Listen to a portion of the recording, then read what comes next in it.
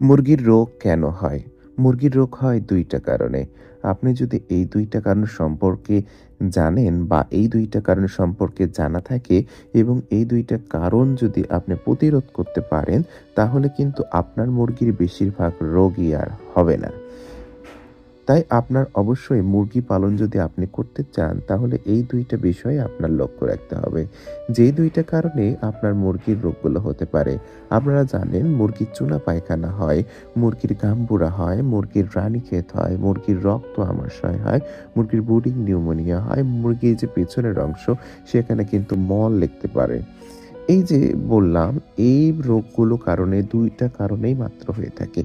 একটা হচ্ছে আপনি যখন বাচ্চা ব্রুডিং করছেন বা আপনি যখন মুরগি পালন করছেন, সেখানে যদি টেম্পারেচার কন্ট্রোল আপনি যদি ঠিকঠাক না করতে পারেন, তাহলে কিন্তু রোগগুলো হতে পারে। যেমন মুরগি পালন করতে হলে কিন্তু যখন আপনি বাচ্চা নিয়ে আসবেন, তখন ১ম সপ্তাহে তাপমাত্রা থাকতে হবে ৯৫°F বা ৩৫°C। এখন আপনি যদি এর থেকে কম তাপমাত্রা রাখেন, তাহলে মুরগি কিন্তু এমনিতেই অসুস্থ অবস্থায় থাকবে। আর অসুস্থ মুরগি হলে কিন্তু যেকোনো রোগ খুব সহজে আক্রমণ করতে পারে। ২য় সপ্তাহে আপনার তাপমাত্রা রাখতে হবে ৫ ডিগ্রি কম অর্থাৎ ৯০°F এবং ৩য় সপ্তাহে আপনার তাপমাত্রা রাখতে হবে ৮৫°F। ৪র্থ সপ্তাহে আপনার রাখতে হবে ৮০°F। এইভাবে আপনার ৫ ডিগ্রি করে কম করতে হবে। এভাবে আপনি আস্তে, আস্তে তাপমাত্রা কমিয়ে ৭৫°F এ আনবেন এবং বিক্রি পর্যন্ত আপনি ৭৫°F রেখে দেবেন। তাহলে দেখবেন মুরগির বেশিরভাগ রোগই আর হবে না। মুরগির রোগ হওয়ার আরেকটা মূল কারণ হচ্ছে লিটার ম্যানেজমেন্ট। মুরগির লিটার যদি স্যাঁতসেঁত অবস্থায় থাকে, লিটার যদি ভালো না হয় তাহলেও কিন্তু বিভিন্ন রোগ হতে পারে। যেমন লিটার যদি স্যাঁতসেঁতে হয় সেক্ষেত্রে কিন্তু আপনার কলেরার রোগ হতে পারে অথবা রক্ত আমাশয় হতে পারে। তাছাড়াও অন্যান্য রোগও বাসা বাঁধতে পারে মুরগির শরীরে। তাই আপনার লিটার ম্যানেজমেন্ট ভালো রাখতে হবে। আপনার সবসময় খেয়াল রাখতে হবে লিটার যেন স্যাঁতসেঁতে না থাকে।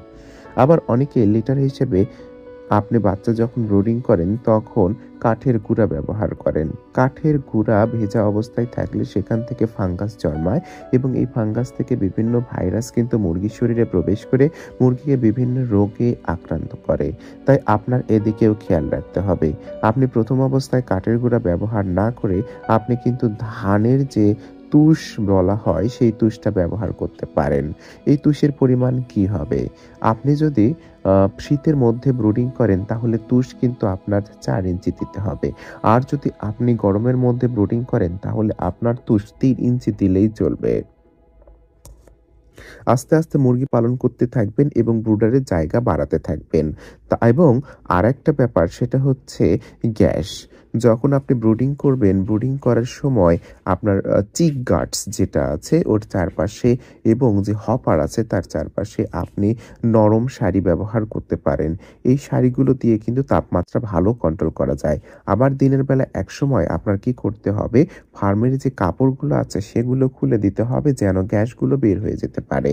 আপনার চিক গার্ডস এর উপরে যে শাড়ি দেওয়া আছে সেটাও সরিয়ে দিতে হবে।